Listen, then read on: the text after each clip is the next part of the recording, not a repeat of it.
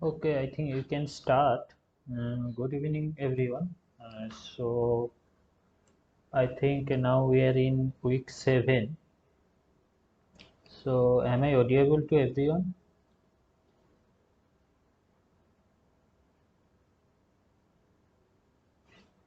If people can write in chat box. Okay. Thank you, Pasanta. So I think I have seen most of the people whoever initially they have joined, so they are not are joining now. So I don't know why they are not joining. But I think as this is online course and live session, so if people can suggest how we can improve the class, so uh, all the suggestion we can take and we can improve the what is called class, so that if people can more efficiently understand all the things. This is the things I want to say, and I think I can start now. Let me share the screen. So I think, yeah.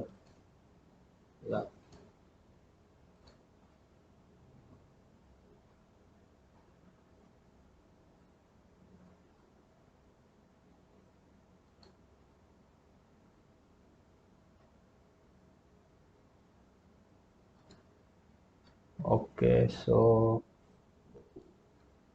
and other thing I want to say, I am not able to see who are joining. So, if someone want to join, please admit them so that they can join also. Okay. Uh, So welcome again everyone to this online course, NPTEL certificate course on analytical chemistry.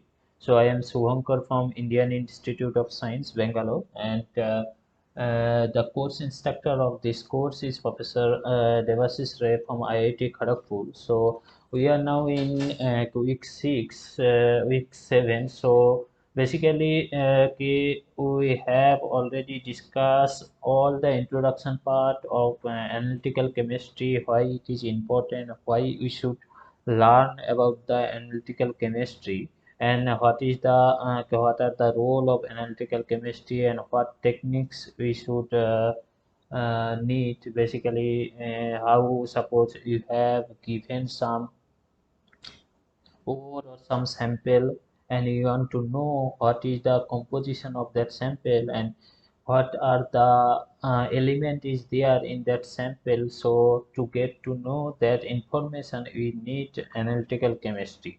And other thing is, suppose you have something and you want to separate from one composition to other, that things we also learn in like week 2, I think, or maybe 3, the what is called how we can separate from one solid sample to liquid sample or solid sample to gas sample. All this separation method we have learned. Basically, we have learned not so details, but we get to know the introduction part, that yeah, this way we can do the separation. And in the third week, we have discussed about the equilibrium things, basically the titration method, different acid-base titration or redox titration or iodometric titration, basically a different type of colorimetric titration where we have used some indicator. So where suppose you have some analyte and you want to measure how okay, what is the amount of that analyte in that what is called solvent or something. Suppose some metal center is there, or some iron center is there, and how much composition of analyte is there, that we have learned from equilibrium class 3.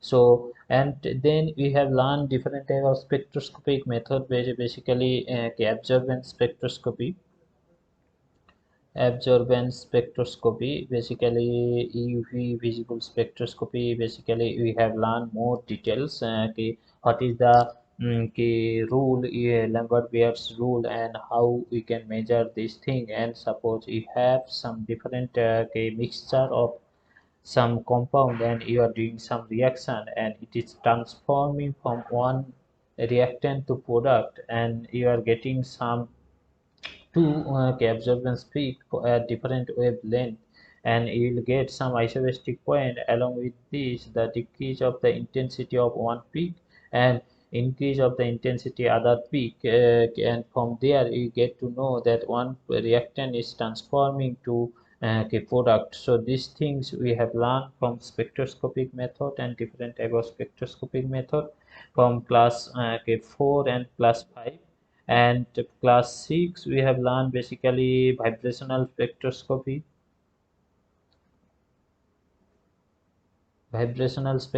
basically IR spectroscopy, and where we can discuss different type of what is called different type of problems, and the instrument, how the instrument set up, and what is the procedure to put the sample. All these things we have learned in week 6. So all the spectroscopic method we have learned. After here we'll learn different type of method, basically thermal method. So thermal method, there is course we'll take, means 2 week we'll discuss things. So basically, okay, this one will be week 7. So basically, this is the key part. So first, we have discussed the introduction of key thermal key method. What are the thermal method? Then we will discuss the thermobalance. Basically, the balance where we measure the weight. Basically, and different technique of this thermobalance, and then we will discuss the thermal analysis of some solid sample. If you have, basically we will discuss some what is called hardness of water. Then you have some mixture of solid and you want to know what is the stability of this, so this thing we'll discuss. Okay, so basically thermal method of analysis, basically this is one branch of analytical chemistry where we can discuss or we can know how we can get to know the information about the thermal stability or the composition of your compound. Okay, composition of your compound or thermal stability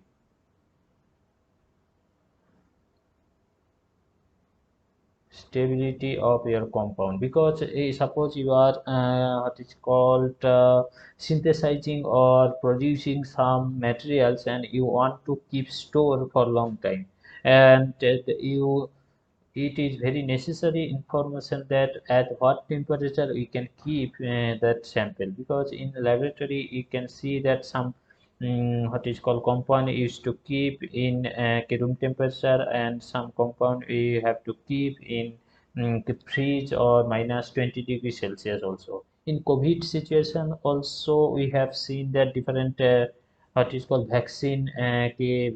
So that vaccine liquid that we used to keep in freezer or minus 4 degrees Celsius or something. So that means that the compound or vaccine Covishield or Covaxin. So that things is there is some information is required, okay, which can stable at minus 4 degrees Celsius. Okay, so that means if you keep for room temperature, then whatever composition is there, which is effective for your vaccine or your antibody production, so that composition may not be there. Okay, and we know the lock key mechanism in what is called your vaccine, whatever antigen you are inputting in your body. So that one is particularly what is called connected with some part of on your body. Okay, so for this the stability or your of your compound is very important. So to know the stability or thermal your composition, there is one method which is called thermal gravimetric method. So basically, your gravimetric means measuring the mass of your compound of the analyte.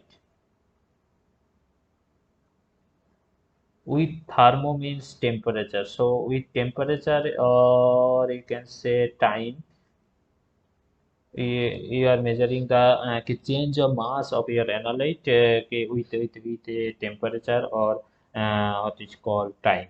So and there is another method also called differential thermal analysis. So basically your first derivative of your plot, whatever you will get, suppose you are measuring the thermal gravimetric analysis, mass loss del m percentage, and you are measuring temperature, and suppose you are getting like this, and your differential plot del mass and temperature, it will get like this. So from this is the differential plot of this graph. So from here you can get the information of your exact temperature where your decomposition is occurring. Okay.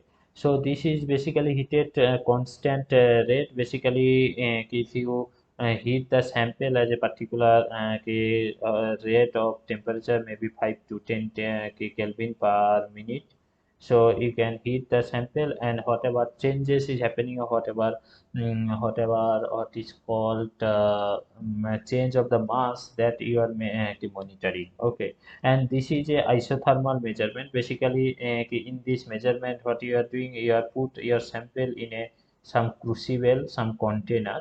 So isothermal means your temperatures, I think we have learned in thermodynamics class that you have a system and surrounding.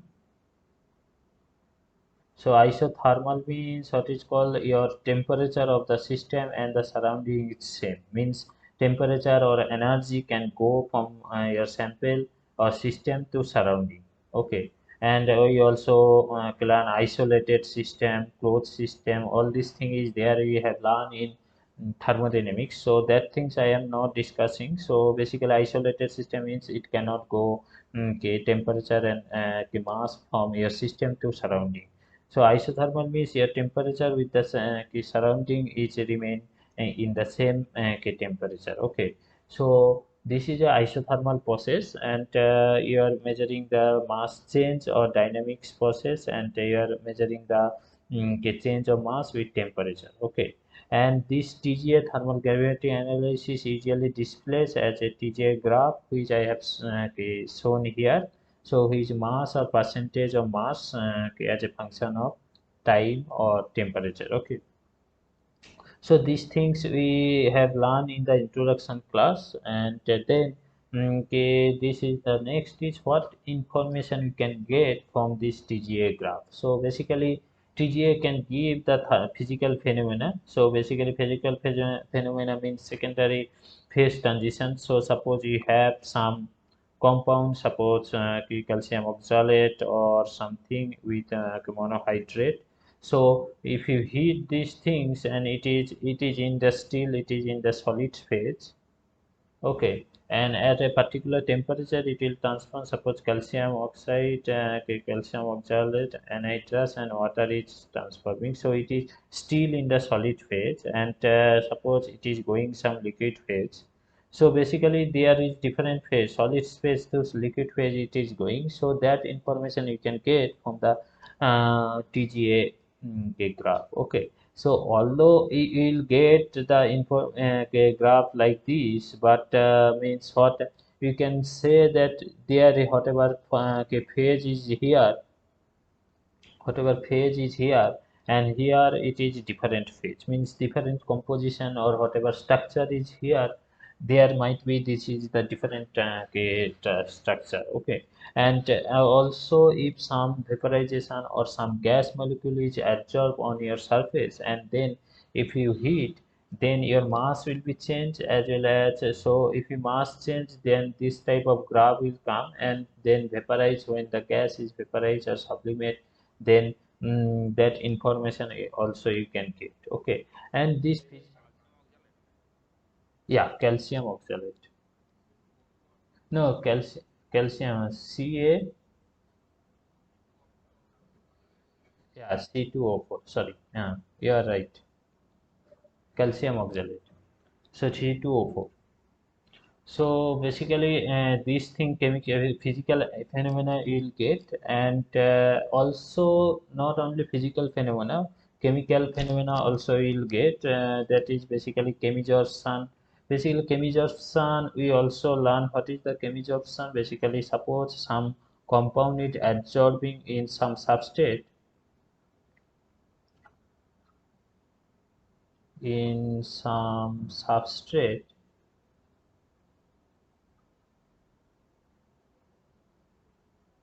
Okay. Okay, some substrate, and if what is called, if there some chemical bonding is happening on the absorbing pieces and the substrate, then that is known as chemisorption. Okay, and so this information also you will get if it is if you heat, then that information also you will get, and dehydration also, where you can see here water molecule are absorbed, and when you are heating that time, it is water is going out from your system, so basically dehydration is happening. So this information also you can get from the TGA graph. Okay, and solid gas reaction also we'll get. Basically, you also learn that means we did not learn, but solvo hydrothermal reaction we can we can learn hydrothermal reaction. So basically here high temperature reaction is to happen. So basically, these things what you can, I can say this.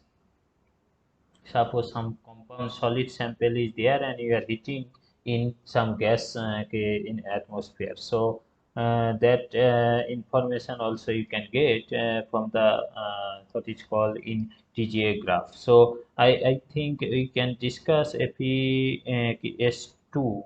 Okay. So this one I have learned that if you heat in air or in presence of O2, then what will happen? It will oxidize and it will form Fe2SO4, Fe2SO4 whole 3. Okay, so I think this is plus 2 oxidation state and this is plus 3 oxidation state. So in the presence of oxygen, it is oxidation reaction is happening. So at the if you see and here the mass of the compound,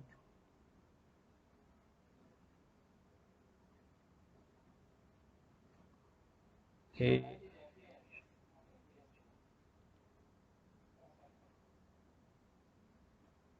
Fe, FeS2, no?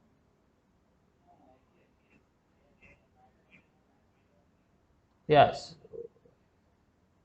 this is ferrous sulfide or sulfate.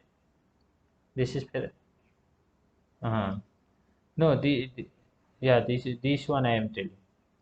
Okay, so if what is called ferric sulfate will form, and when if as it is what is called sulfate is forming, so the mass of the compound is increasing. Okay,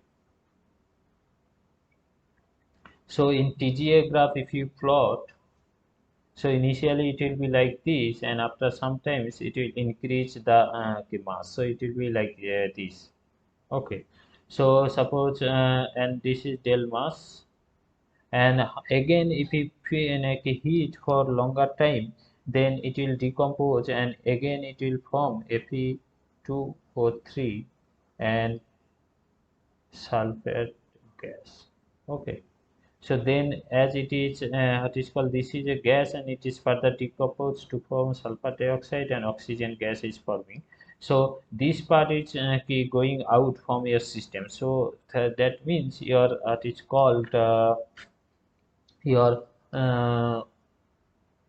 weight of your compound will decrease. So that means after sometimes it will come like this. Okay, so although this one, if you see this weight, molecular weight, and this molecular weight is different. So if it is this molecular weight, I think this is 50, 52, oxygen 32. So it will be come up to like this. Okay. So initially it is increasing and after that it is decreasing. So basically a solid gas reaction, basically this is a solid compound and this is your gas. In presence of gas you are heating or burning, heating, and then this what is called mass change is happening. So this solid state reaction is happening, and this information also you can get from the TGA experiment. Okay, so these things we have learned, and then what other application also we have learned. I think this one is I have written this side, so it's okay. These things, other information like studies of degradation mechanism, so all these things I will discuss a little bit more details in the future slide. And so material characterization in inorganic or contain whatever the component is there. Suppose you have some CO2 removing or CO gas is emitting from your system, so that information also you can get. Actually in this TGA means in per se I can say that you'll get this kind of graph, and from there if you have some idea from the mass, how much percentage of mass is coming out from your system. So that information if you know, then from this mass change you can get the information that okay, this water is coming out from your system, or CO2 or CO is coming out from your system. So if you connect with this system with means your TGA system with some gas chromatography is mass spectra, so then you can get the information what is the what are the gas is coming out, and what is the from the mass spectroscopy you will get a confirmation that okay, this CO2 or CO is coming out, or water molecule is coming out. So that kind of information you can get from the TGA.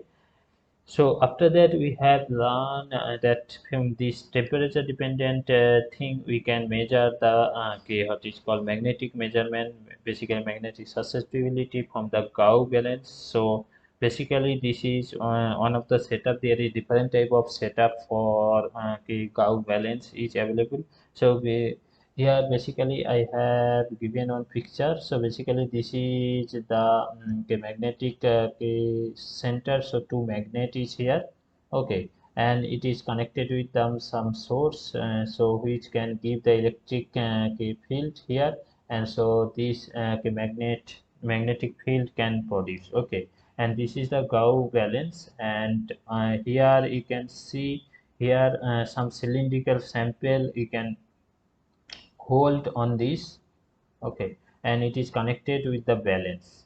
So this is basically some analytical balance, and now it is available for what is called digital balance. Okay, so basically this is this kind of setup. Here some magnetic field is magnetic is here, and electric magnet, and here it is connected with some balance. Okay, so when basically when you are suppose what I can say suppose you are on to measure the susceptibility, basically different type of materials, magnetic materials like as we know diamagnetic material, and then ferromagnetic material,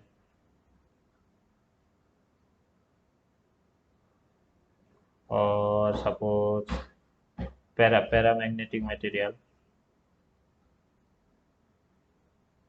So suppose you have three component and you want to differentiate three key component, then you can use this mass what is called this gauge balance for magnetic measurement. Basically, here you can put some cylindrical things, what is called container is there. On that you can pack your sample, whatever sample is there. You can sample, you can pack here, then you can connect with the balance, and it is in the when you are not applying any potential or any current, then it is in the zero state. Okay, So if it is called diamagnetic, then your susceptibility or the chi usually is present. So basically susceptibility is equal to m by h.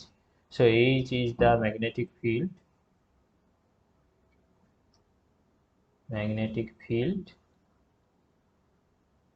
and m is the what is called the magnetization of your material. How much magnetization of the sample. Okay, so basically you are applying the magnetic field, and if your sample is magnetized, then how much it is magnetized, or if it is diamagnetic, then it will not magnetize. So that information you can get from the from this balance. Basically, if it is diamagnetic, then your chi value will be 0. That means there is no what is called no attraction in this field. This is suppose north pole or south pole, so there is no attraction. Suppose it is paramagnetic and you are applying some paramagnetic materials, and you are applying the current here in the source, and it is magnetized. So when it is magnetized paramagnetic, it will attract to each other.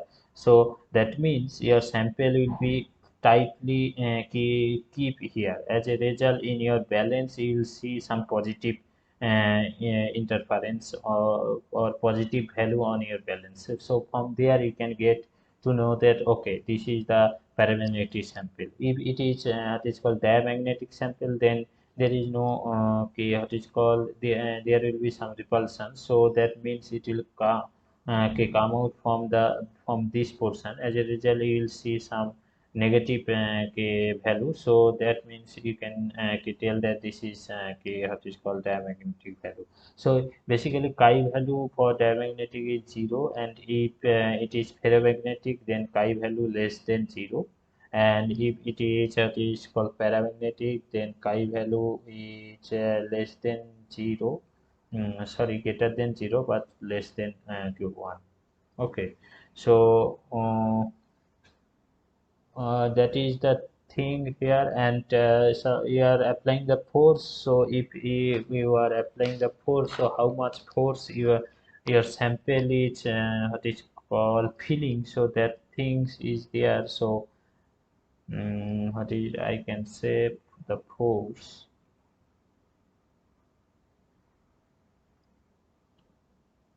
acting on your sample.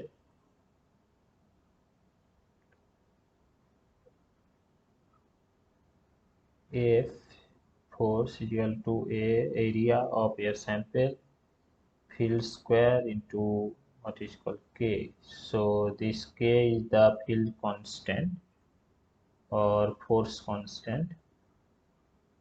Okay, so this is in the vacuum condition. So this is in the vacuum condition.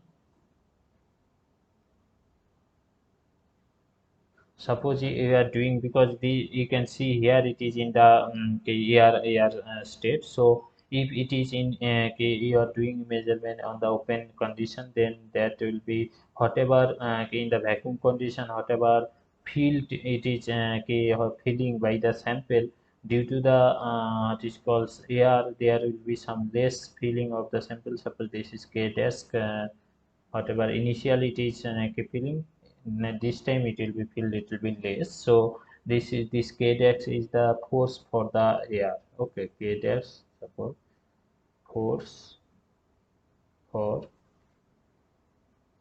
or of air.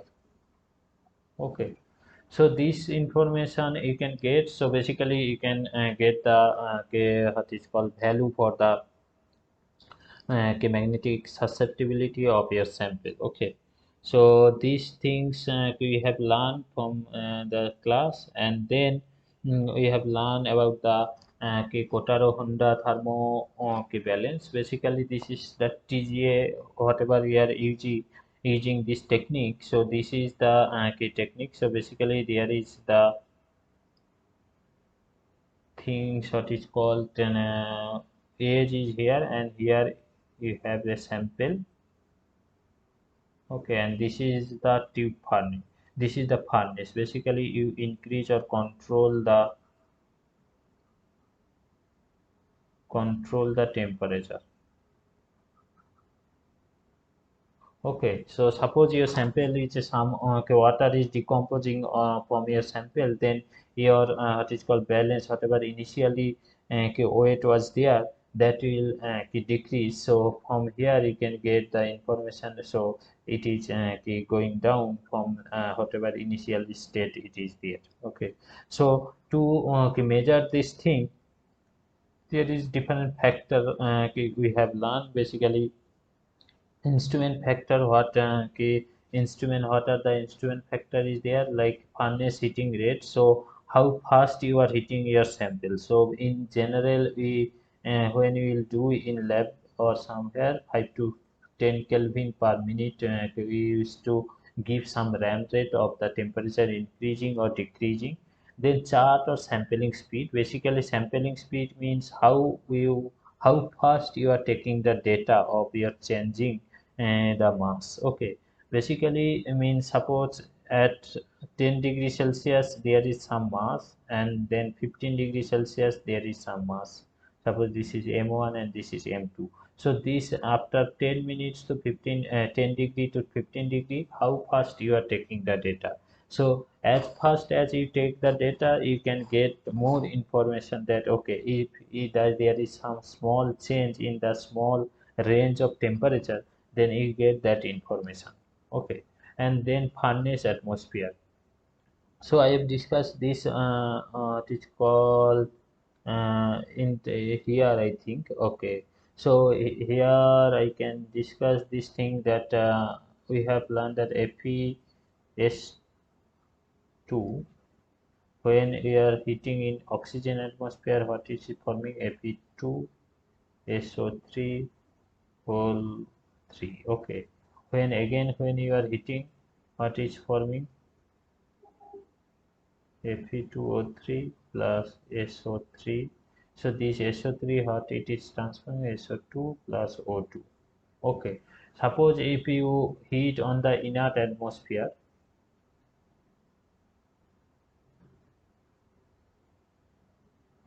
then what will form? FES. So you can see which atmosphere you are hitting. So depend on that, whatever the composition or whatever TGA graph you will get, that will be different. Okay. So this inert atmosphere or whatever temperature furnace atmosphere, that is also important. And what are the geometry? So different type of geometry is there, and the composition of sample container. Here you use what is called different type of crucible is there. I think we have discussed in maybe some times in first or second class that different type of crucible is available, aluminum crucible or gauge crucible. So basically what temperature region you want to go, depend on that you can choose your crucible. Okay, so crucible composition is also very important because suppose you use some container, and at that temperature that crucible can what is called decompose. So in that case it can mix with your sample and maybe different composition will form, and there will be some error in the measurement. Okay, so these all are the instrumental things factor which can affect your on your measurement. Other things is the sample characterization. What are the characteristics that can affect or that can means differentiate one measurement from another if you are doing for same sample also. Okay, one is the amount of sample. So there is minimum amount of sample is required to perform this experiment. Maybe minimum 10 mg you can take. So and the solubility of evolved gas, suppose some gas is evolving from your system and it is again soluble or it is absorbing on your sample, then and that case suppose there is some different decomposition is forming, and you are heating in the oxygen atmosphere. Suppose some oxygen gas is absorbing. Here also you can see that oxygen gas is reacting with the sulfur and sulfate is formed. So that case the solubility of gas also affect on your system. So but particularly which information you want to know, that is depend on that you have to set your experiment. Okay. And the particle size also very important factor, because suppose you are taking same sample with different particle size. Okay. One is very big particle size, one is small, very small particle size. So that also affect on your measurement. If it is same composition also, maybe there is very small or minute change will be there, but not so much change. Some case it is very what is called important factor for your sample. Okay. And heat of the reaction and packing, how we are packing in the crucible, okay, that also very important. And then thermal conductivity, which type of material you are working, so depend on that. If it is thermally conducting, then it can absorb temperature easily. If it is thermally insulating, then it will not absorb temperature easily. So there is some different graph will come. Okay. So these are the factor okay, which can see. And these are the things what we can see, that what are the information like quality control, assurance, failure analysis of complex polymer mixture or blend, and a study of variety of chemical process of accompanies mass. And then loss of water, there is two differences. So if you heat the copper sulfate, so basically if you draw the copper sulfate structure, basically which type of structure is this is five water molecule, water molecular coordinate with, or directly coordinate with the copper center.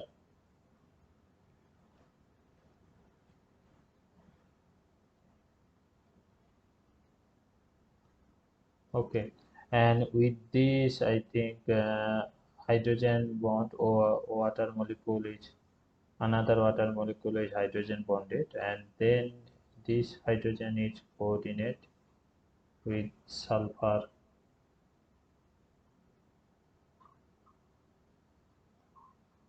oxygen. Okay, so in this structure you can see that here it is written five water molecule, but it is if you do TGA, then it will come like this. Okay, initially it will come, then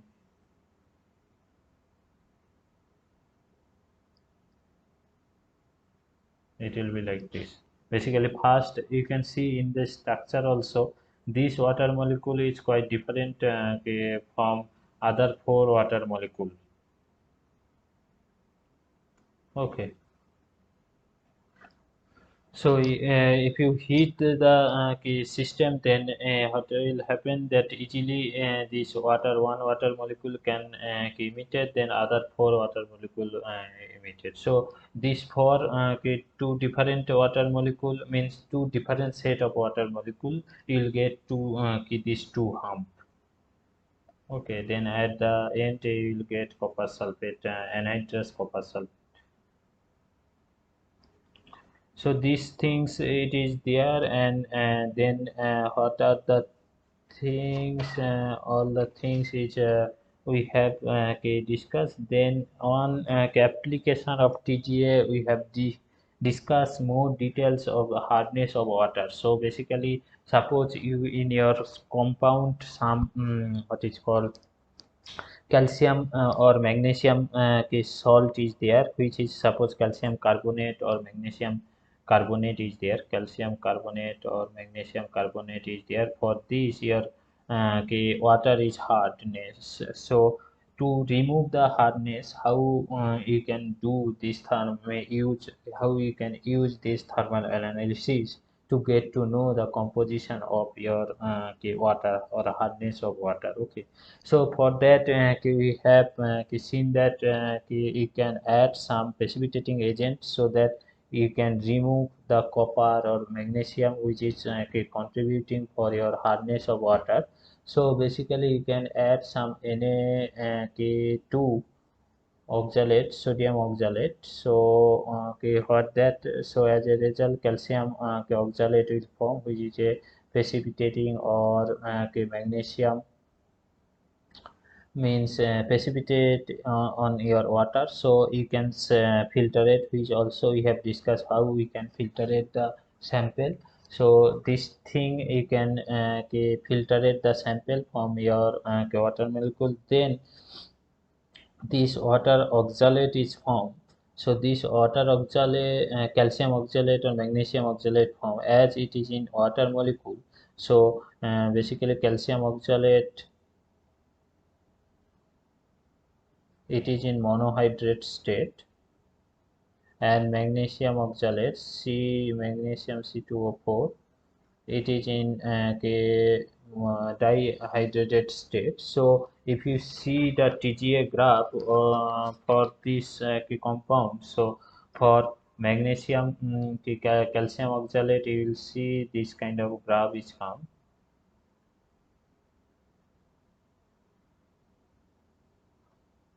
Okay, so basically up to suppose you are doing some RT room temperature to 100 degrees Celsius, so basically it will stable. After that, this 100 degrees Celsius, it will what is called here 280 degree to stable 398 degrees. So basically from here, whatever monohydrate is there, this water molecule will remove. So as a result, what you will get anhydrous Ca C2O4 oxalate will form. Okay. When further when you will increase or heat it the sample, so from there it will form calcium oxalate will form what is called calcium carbonate and Cu. So this temperature I think as much for 20 to 660.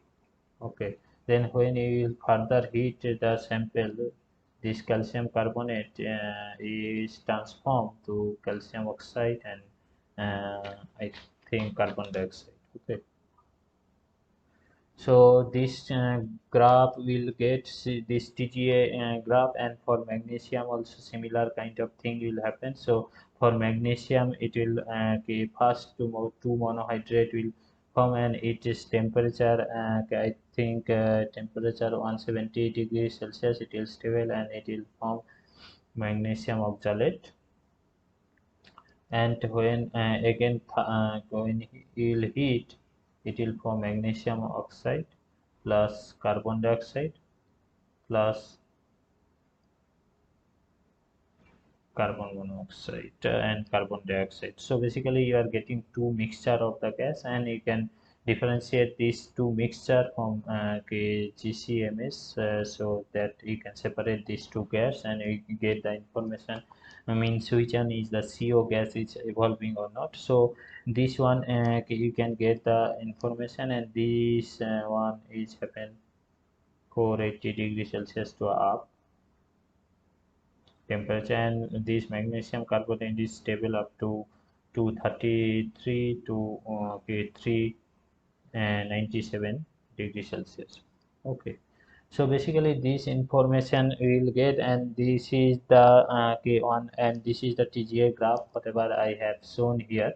So basically this one is the loss of water of the crystallization form, so of calcium oxalate. Then when it will decompose, calcium carbonate is forming, calcium carbonate and CO gas carbon monoxide is evolving, and then formation of the calcium oxide and carbon dioxide gas is evolving. So to get the total information here, you can see that as a particular range of time temperature it is coming. If you do the differential equation, then you can get the decomposition temperature where it is decomposed.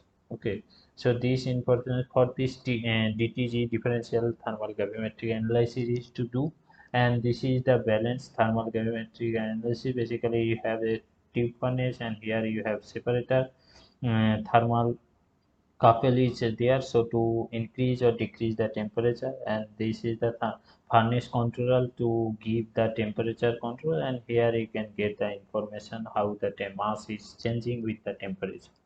Okay, so these things is there. Then after that, we learn about the this iron sulfate, and what is called we have learned about the two key component, silver oxalate and mercurous oxalate. So basically, these things we have learned. I think these things I am not discussing more details. We can discuss some question so that we can get to know some of the information about on this topic. Okay, so this is one question. If people can try on this, so a branch of analytical science. I think these all are very easy questions. So we just discuss okay, all these question, and after that, if people have any doubt, then we can discuss on that. A branch of analytical science where the properties of analytes are studied as they change with temperature is called what? Okay, Prasanto Giri has written HA, so thermal method of analysis. Yeah, I think this is right, and the answer is thermal method of analysis. Basically, spectroscopic method, basically, we have discussed that is you have some electromagnetic or some radiation is there. So, and you are measuring how it is, some energy state is there, suppose E1 and E2, and you are evolving some energy, so it is absorbing and it is going out. So this is the absorbance spectroscopic or spectroscopic method. Electrochemical method, basically where you can measure the current or potential or resistance, all these things. So this is the electrochemical method. Basically, electron transfer is happening or something, and some oxidation or reduction is happening. So these are the electrochemical method. Means electron transfer along with these chemical changes is happening. So that is the electrochemical method. So the answer is A. Okay. So how is thermogravimetric analysis measured? By precipitating with the help of reagent, by electroanalytical method, by monitoring the weight change of the temperature change, none of above.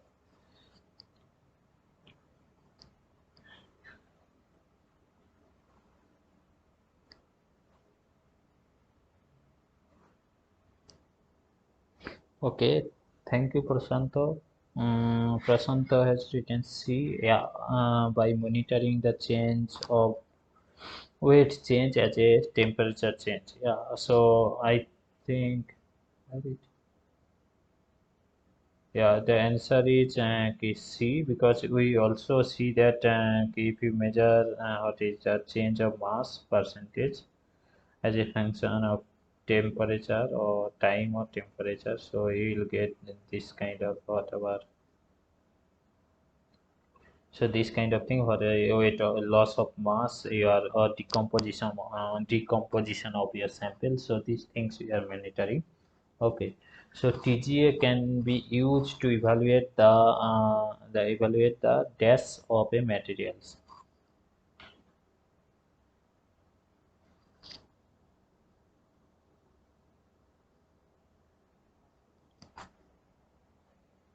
Okay, thermal stability. Yeah, whoever said thank you. It is thermal stability, because you are providing temperature and you are measuring the change of mass. Okay. So what do we plot in the TGA curve? Number of molecules versus temperature, or rate of change of mass versus time, or volume versus temperature, or mass or percentage of mass versus temperature or time. Yeah, mass percent versus temperature, because yeah, percentage of change of mass as a function of time or temperature. So what can we measure with the help of Gauss balance? Composition of sample, temperature phase change of the sample, magnetic susceptibility of the sample, stability of the sample.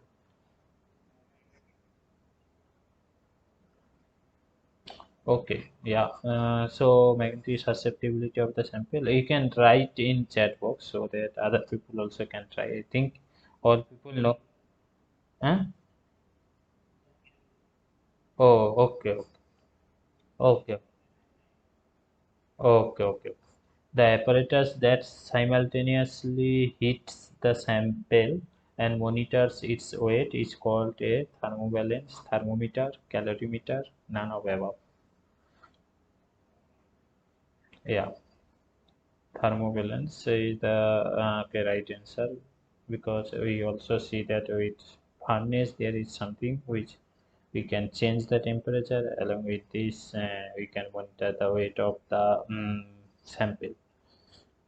So which of the following sentence is not true above thermobalance?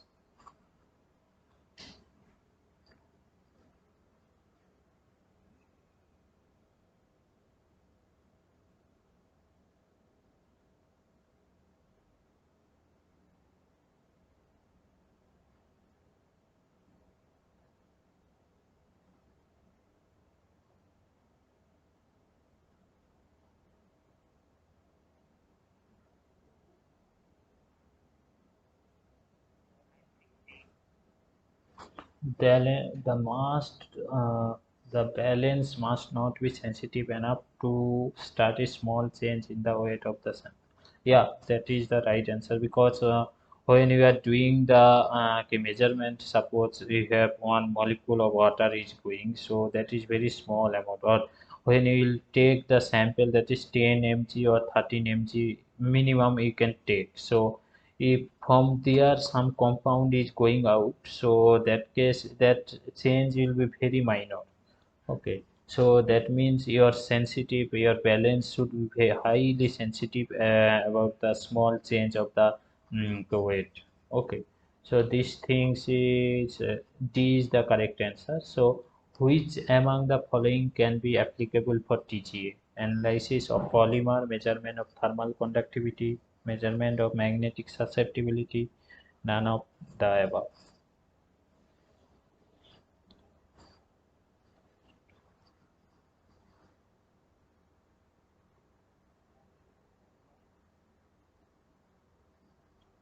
Yeah, analysis of polymer is the right answer, because measurement of magnetic susceptibility we use Gauss balance.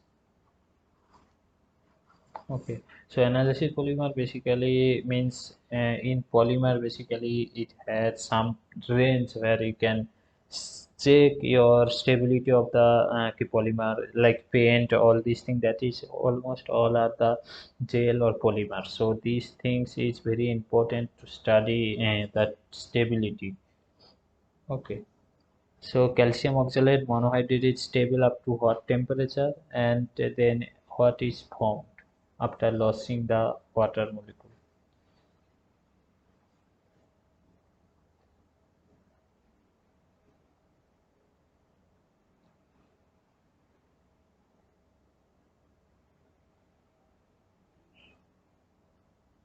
B. No, it is means after A. Yeah, yeah, it is answer is A, because what I have written, calcium oxalate monohydrate. So when you will heat up to 100 degrees Celsius, it will form C2O4. Okay. After that, when you will heat up to what is called, it will form calcium carbonate, and CO will evolve, and after that calcium oxide and carbon dioxide will form. So this one up to 100 degrees Celsius, and this one is stable up to 226 to 398 Kelvin degree Celsius, and this calcium carbonate is stable from 240 to 660 degree Celsius, and this calcium oxide 480 to up. Okay, it is stable. So answer is A. So the thermoanalytical technique in which the difference in the amount of heat requires to increase the temperature of the sample and reference is measured as a function of temperature called. Hmm.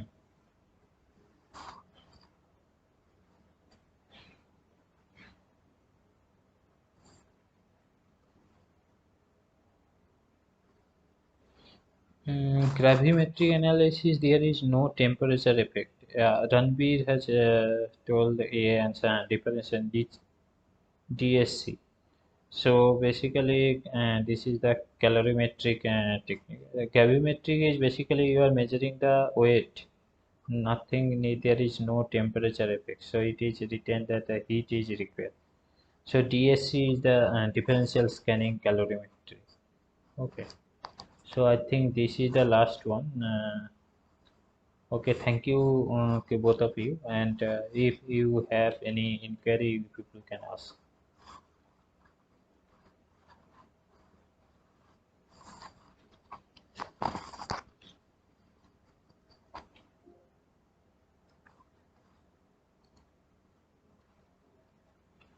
Thank you all, and I will share all these things. And if people can suggest if anything we have to change, okay? Because I don't know why all people are not joining, so that is not issue. But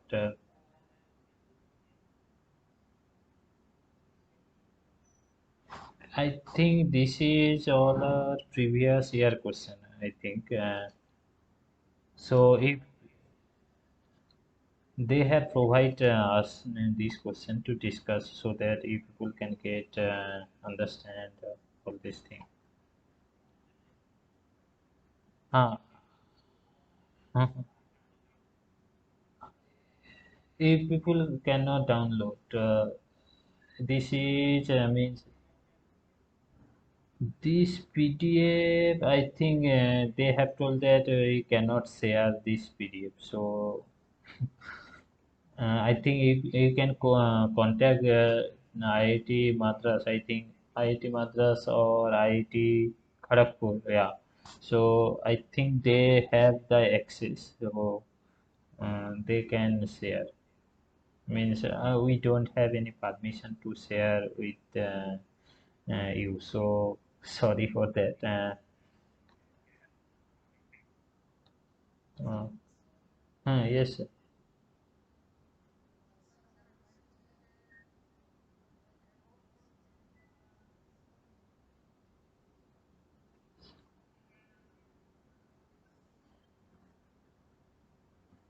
Actually, I don't have any idea about the means assignment you have submitted.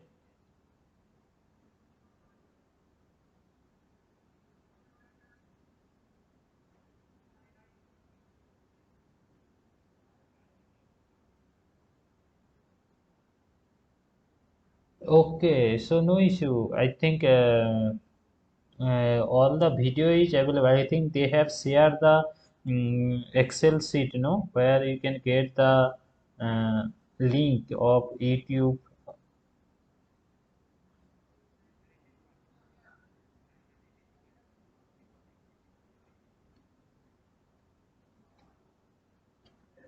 Hello,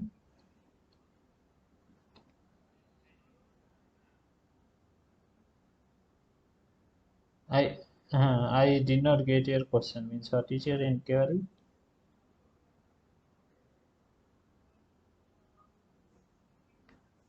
Mm-hmm.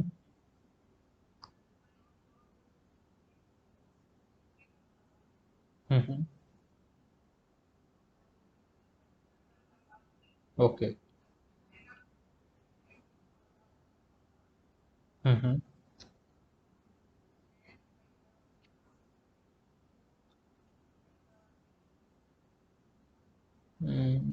That information I don't have. I think there is other two TA is there, no, from IIT Kharagpur.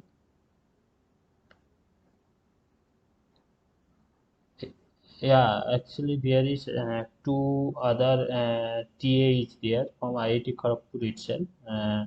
Actually, they are handling this assignment thing. Okay, so you can contact them, or maybe they have given some email ID to you that if any issue is there, you can contact. So if they given some contact information, then you can contact with them. Actually, they did not ask us to means handle this assignment, all these things. So uh, I don't know so much about this information. Okay, so maybe I can contact the professor my maybe sometimes, and I can ask them. It's better to contact directly to them, because if they allow, it's better to contact early. Okay, so you can contact them as soon as possible, so that they can do something. Okay.